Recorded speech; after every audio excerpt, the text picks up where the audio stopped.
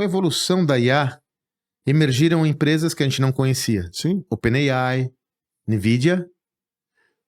Quer dizer, quando existe um ponto de ruptura tão curto quanto esse, em 2 anos muda tudo, nós vamos chamar atenção para um tema que a gente tem chamado atenção aqui há algum tempo. E várias outras, né? Então, várias outras. Empresas bilionárias que a gente não acostumou a ouvir o nome deles. Várias outras, Salibão, várias outras. A neve derrete pelas bordas. Quando acontece um modelo de ruptura aqui no centro, surgem oportunidades para todos os lados. Nesse caso, surgiram empresas, a NVIDIA acho que é o maior exemplo, né? Uma empresa que a gente nem conhecia, virou uma empresa trilionária. A empresa, essa do Duolingo, né? O Duolingo, que agora cresceu de novo, a Duolingo não é uma empresa jovem, mas a IA potencializou o ensino. Eles sacaram que a IA potencializa o ensino de inglês. Tem várias organizações. Sabe outro movimento, Salibão? Que eu até fiz um vídeo sobre isso. Se você pegar o resultado hoje, em 2025, faço um convite a você. Pegue os resultados de empresas como Amazon AWS, Amazon Web Services, Microsoft Azure, ou seja, os negócios de computação em nuvem dessas empresas, você vai observar que a cada quarto, a cada trimestre, elas crescem 20%, 25%. Sim. Por quê? Porque é necessário processamento, servidores para rodar, e aí eles têm escalabilidade. Então, 2 anos só, isso mudou de configuração. Então, qual que é a atenção que a gente tem que ter olhando para frente? Sempre que existe uma mudança core, existem oportunidades nas adjacências. Algumas dessas adjacências são para o desenvolvimento de aplicativos, aplicações de IA. A minha tese, inclusive, é só uma percepção, eu creio que cada vez mais vai ter espaço para pessoas ou empreendedores que resolvem problemas específicos. Sim. A IA é o habilitador. Sim. Mas tem um monte de aplicação que pode fazer. Adjacências. A gente tá olhando essas adjacências, eu não tenho dúvidas que vão surgir muitas outras empresas e negócios nessa carona, meu. Inclusive, empresas para fazer agentes pessoais, né, Sandrão? Hoje todo mundo, nós surgimos numa era onde nós vamos ter companhia, né? O que vai ser de nós uma pessoa sem um agente, Sandrão? Sim. Né? Aliás, você sabe que isso é tão delicioso, essa conversa, né? A gente estuda muito, né? E sempre... Aliás, o Salibão trouxe isso, né? Fracasso, mas uma falha séria do negócio da Amazon foi o celular. Sim, o Fire, que eles perderam 190 milhões de dólares, mas por meio do Fire veio o sistema operacional da Alexa. Aí você fala, mas por que esses caras estão investindo tanto na Alexa, na Siri e tal? A interface não necessariamente vai ser o notebook ou o celular. A interface pode ser um agente pessoal que fala, você vai conversar, e esse agente vai abrir, não vai ser necessário interfaces tão sofisticadas. Por isso que a Amazon, Apple investem tanto nesses agentes de interação. Porque a inteligência artificial embedada deles pode ser... Imagina, isso, inclusive isso no robô, Salibão. É isso, eu junto tudo. Você vê como eu tava essa semana aí falando para uma empresa de educação, né? E contando o que nós fizemos com o nosso livro, né? Arte de Fazer Perguntas Transformadoras, né? Uma criação conjunta aí da editora Gente. É o primeiro livro, vou mostrar no lançamento, é o primeiro livro do mundo que vem com agente de inteligência artificial. No lançamento a gente fez uma ação integrada a agente pessoal. Que é um agente de perguntas, para você fazer perguntas melhores. E aí falando com esse diretor da empresa de educação, não vou mencionar, porque palestra, né? Eu mostrei para ele como cada aluno pode ter um deles, e cada aluno agora vai ser o seu time de aprendizado, Sandrão, porque não dá. Eu falei, olha... falando para os educadores, né? Eu falei, eu sofri muito, porque eu sou um slow learner, né? Sim. Ao contrário do Sandrão, que eu demoro, mas assim, mas também quando eu entendo, né, Sandrão? Quando eu entendo, aí a gente faz um estrago, né? E falou assim, pela primeira vez, agora o agente vai ajudar a fazer o pace do aprendizado do aluno. E sempre foi uma promessa, mas nunca a gente chegou a um modelo. Nunca. Cara, cadê o telefone? Me dá o contato. Você vê, uma empresa de educação não importante, deveria estar nesse contexto. Mas já devia estar lá, né? Pensando, né, gente? E aí vai surgir alguém pequenininho que tem agilidade e pode fazer isso. Pois é. Que pode estar nos ouvindo agora, mas assistindo agora. Depois que eu falei lá, eles estão correndo. Tá agora, da mesma forma que surgiram empresas importantes nesses 2 anos, algumas sucumbiram. E talvez seja uma das mais emblemáticas, justamente no segmento da IA, seja a Intel, né? Pois é, Sandro, né? Pois é, né? E a Intel que nos trouxe... Que a gente tem a Intel não nos trouxe somente o microprocessador comercial, né? Foi a primeira, né? Em 1972, que trazida aí pelo Gordon Moore, pelo o Noyce, Robert Noyce, mas que também nos trouxe aí Andy Grove, né? Que o Andy Grove foi presidente e sócio depois, mais para frente, que introduziu muito dos conceitos da gestão moderna, Sandrão. High Performing Organization, 10X. Os squads, o 10X e, mais importante, o ponto de inflexão estratégica, Sandrão. E aí a própria Intel, logicamente, eles não estão mais aqui, mas a própria Intel não viu o ponto de inflexão estratégico quando os games vieram, Sandrão. Exatamente. Os games vieram, eles acharam um mercado muito pequeno para entrar. Esse que é o grande problema. Mas, Salibão, se a gente for estudar isso, né, para quem nos acompanha, eu fiz uma apresentação, até te mostrei, né?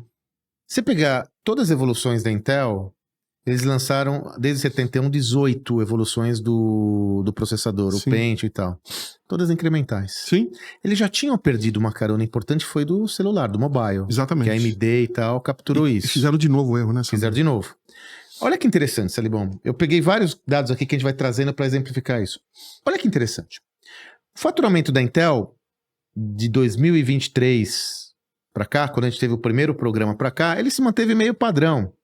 Era 54, foi 52, o que já não é bom. Não cresceu. Mas, agora, o valor de mercado, Salibão. Pois é, derreteu. Saiu de 210 bi de dólar para 94 bi de dólar e não baixo, para de cair. Não para para baixo, assim, é difícil. É difícil, mas assim, o que a gente tem estudado é se a Intel vai ser viável. Por outro lado, ela é um gargalo no governo americano. Sim. Porque ela é uma empresa a nível de segurança nacional, né, Sandrão? Não há dúvida. Então vai ser... É que aí tem imagina assim, você tal, salvar uma empresa de hipoteca, tudo. Agora, salvar uma empresa de tecnologia, eu nunca vi isso, Sandrão. Imagina como é que vai ser. Uma empresa de suporte, né? Agora, além da Intel, tem uma outra que você gosta de abordar, que nesses 2 últimos anos nós vimos a derrocada do varejo que não se adaptou a esse mundo de uma forma assustadora. E eu acho que tem um exemplo claro sobre isso, é o varejo farmacêutico. Né? Sim. Walgreens sempre foi uma das empresas líderes do setor. Olha o valor de mercado do Walgreens. 2023, você levou no primeiro programa do GA, era de 22 bilhões de dólares. Quando a gente está gravando esse programa, está em 9 bilhões e não para de cair. Fechou diversas lojas e tal. Mesmo o faturamento cresceu, sabe, uns 10%. Mas o que o mercado não acredita é que essa empresa seja capaz de se viabilizar no mundo da Amazon. eu acho que não vai, Sandrão. Eu acho que já perdeu. Já está muito tarde para conseguir recuperar. Eles estão fechando 2.500 lojas, venderam o que restou aí para um fundo de private equity, porque vai ver, porque são na verdade, esse valuation que você tem, não é no negócio, é dos imóveis. O negócio, é do ativo. O negócio, do ativo imobiliário, do patrimônio, perdão, É só entrar numa loja do Walgreens, né? Não, eles têm um fenômeno, se você for... é que não é uma conta fácil de fazer, mas eu vi alguns analistas que se fizer a conta do imobilizado, ele vale mais do que o valuation. Não é uma conta fácil de fazer. Mas o que eu quero dizer é o seguinte, as lojas e os terrenos que eles têm vale mais do que o valor de mercado da empresa. Pois é. Aliás, isso acontece algumas vezes. Agora, sabe o que é o mais bizarro, Sandrão? O Jim Collins, ele escreveu Built to Last. Sim. Foi lá no final dos anos, por volta de 1995. Sim, foi baita blockbuster, né? Ele estudou as empresas cuja idade média tinham 100 anos, né? Durante vários anos, tudo que o Jim Collins faz é um estudo de 5 anos. E depois, eu conheço o Jim Collins antes de ele escrever livro, quando era James Collins, né? Tem a mesma idade, desde os 30 e poucos anos nós somos amigos. E eu sempre perguntava para ele, Jim, qual o próximo livro, né? Eu falei, tô tentando descobrir a próxima pergunta. Próxima pergunta, né? E a próxima pergunta foi como empresas que tiveram uma performance medíocre durante vários anos, de repente fizeram um up e conseguiram ter uma performance fabulosa. Feitas para durar. Ele estudou 2.300 empresas, Sandrão. 2.300 empresas, identificou 11 empresas. E o Walgreens era uma delas, Sandrão. Olha que cruel. Não só o Walgreens também, como a Pitney Bowes também. E mais 2 empresas, né? Que você percebe que não é uma empresa desprezível. Ela catalisou isso por todo o tempo, mas não conseguiu se reinventar. Não conseguiu se reinventar. Sandrão. Porque ela foi uma empresa relevante. Sim, e aonde a Amazon está acabando com eles é simplesmente onde o ticket médio é maior. Não é na pasta de dentes, Sandrão. É no remédio para regularizar. Valor agregado alto. Valor agregado alto. São aqueles remédios que você toma, se você não tomar, você morre, né? Eu sei, eu tenho essa experiência, né, de o meu cardiologista disse que eu tenho um coração sofrido, Sandrão, né? Eu acho que é porque as pessoas falam que nós não temos um mundial, entendeu, Sandrão? Eu sofro, né? Mas você não devia considerar essa hipótese. Você dá atenção para essas coisas. Você dá valor. E a gente tem que tomar esse remédio. E o que acontece nos Estados Unidos, Sandrão? 30% das pessoas que tomam esse tipo de remédio esquecem de tomar o remédio na hora que tem que tomar, porque é um remédio contínuo. Contínuo. Às vezes é de manhã e de noite. Sim. E nos Estados Unidos, pior ainda, Sandra, porque lá as pessoas moram pulverizadas. Não é aqui no Brasil, tua avó tá em Santos, a minha tia tá aqui em São Paulo. Lá o cara tá na Califórnia, o outro tá em Oregon e tal. Então, Sandrão, 30% da população que toma remédio controlado esquece de tomar o remédio. Com esse insight, a Amazon tá aniquilando a Walgreens. E eu fui agora, recentemente... Um aviso que gera o pedido que demora, muda a comodidade. E aí eles usando inteligência artificial, né? Eles têm os clientes dele. E o que eles fazem? Eles lembram que você tem que tomar um remédio. E eles dão bonitinho lá pra você, todo dia pra você tomar teu remédio, Sandrão. Olha que coisa. Já com a entrega. Amazon Pharmacy. Eu fui na Walgreens agora, né? E tirei umas fotos. É interessante que nas nossas palestras, né? A gente pergunta... quantos de vocês já foram na Walgreens? Sandrão, metade do público já foi na Walgreens comprar alguma coisa. Porque tá nos Estados Unidos, precisa comprar alguma coisa. Eu falei, então vamos se despedindo. E aí eu mostro a fila, Sandrão, dos velhinhos. Sim. Eu fiquei na fila dos velhinhos. E eles ficam naquela fila, em pé, sofrendo, pra dar de cara com uma pessoa com uma tromba desse tamanho e pra pegar o seu negócio e com certeza vai esquecer de tomar remédio. Vai fazer facinho, né? Pois então não precisa nem no lugar. Fogo, né? Agora... Nós estamos acompanhando um varejista que está conseguindo se recuperar, que é o Walmart. Sim. Interessante. Empresa teimosa, né, Sandrão? Teimosa. Aqui o espírito do Sam Walton tá lá, né, Sandrão? Resiliente. Você sabe o que é interessante? Sabe um dado que eu levantei para o nosso papo? Em 2024, em termos percentuais, as ações da Walmart cresceram mais do que as da Amazon. Não nominal, em termos percentuais. É interessante, Sandrão, porque acho que uma das coisas que sustenta e você, não sei se você concorda comigo, é a própria história do Sam Walton, né, Sandrão? As nossas histórias, Sandrão. Eu não tenho dúvida. A narrativa. A narrativa, né, Sandrão? A pergunta é, o que o Sam Walton faria? Né? Não tenho dúvida. What would he do? O que ele faria? Mas eu tenho uma tese para você. Eu acho que eles conseguiram ressignificar isso. Eu acho que eles não mudaram durante muito tempo, justamente que eles entendiam que o Sam Walton não faria era ficar olhando só os custos e não olhar a transformação. Exatamente. Eu creio que com o tempo eles começaram a ter um insight de que resgata o Sam Walton quando ele começou essa bagaça. Sim. Resgata aquele espírito empreendedor do Sam Walton, o que ele faria. E eles entenderam, né, que aquela tese, né, que como você conhece muito o mercado americano, você é expert nisso, tem uma lenda que cada americano está no mínimo a poucos minutos, 30 minutos de uma Walmart. Né? Ou uma Best Buy, a mesma coisa. A Best Buy fez a mesma coisa, Sandro. Walmart, sabe que hoje, eu vi uma estatística agora, fiz até um conteúdo sobre isso, a empresa que mais usa drone para delivery nos Estados Unidos é o Walmart. Sim. E ela entrega, muitas vezes, em 15 minutos. Então, ela ressignificou o negócio dela, transformando o centro, as unidades em CDs. E hoje, o negócio que mais cresce dela é o e-commerce.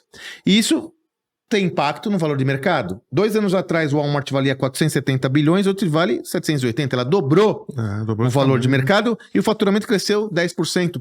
É curioso, você fala, tem um descasamento, né? Sempre tem via de regra, um descasamento entre valuation, valor de mercado e crescimento de faturamento. Por quê?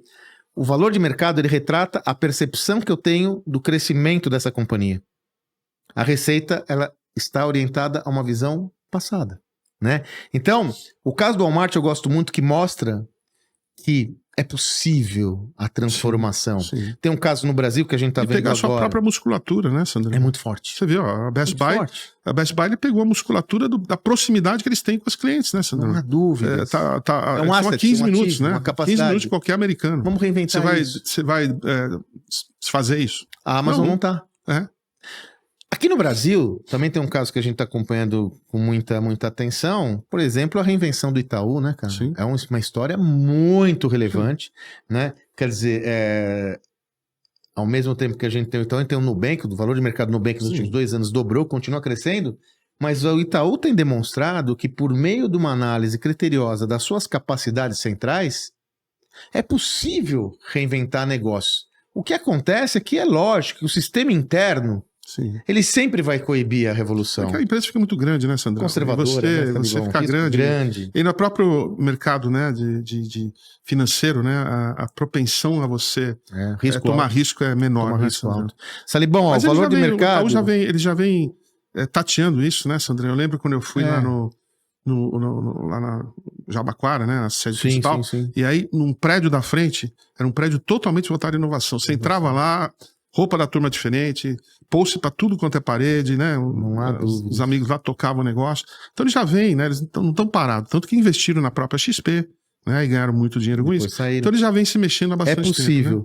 E aí, uma última referência falando sobre esse contexto empresarial que eu vejo é os nossos amigos do iFood, né, cara? Puta. Diego Barreto. Os caras tão bombando, cara. E cada vez que eu vou lá, eu sou surpreendido com a novidade. 100 milhões de entregas por mês, né, Sandro? 130 agora. E agora entrando, passando daquela questão de conveniência de refeições para tudo. A loja de tudo, né? A loja de tudo, que nem o ecossistema e também ecossistema de conveniências. E veja, What business are you in? What business are you in? Outra coisa, se a gente pegar a estratégia do iFood, a pergunta de $1 bilhão, qual é o seu negócio? Sim. Eles estão agora numa outra, eles compraram 3 empresas de tecnologia para o salão do restaurante. Olha só. Checkout automático. Então o que eles estão olhando? O ecossistema, como eu ativo um protagonista importante com outras iniciativas que eu vou integrar com o digital. Por meio de dados, não importa se o cara me pede pelo iFood, pede no restaurante, eu integro tudo e começo a oferecer comodidade para o restaurante. O iFood não é empresa aberta, então os dados não são abertos, mas eu peguei aqui uma estimativa que hoje o iFood valia uns $7 bilhões e valia uns 5 há 2 anos atrás, mas continua em ascensão.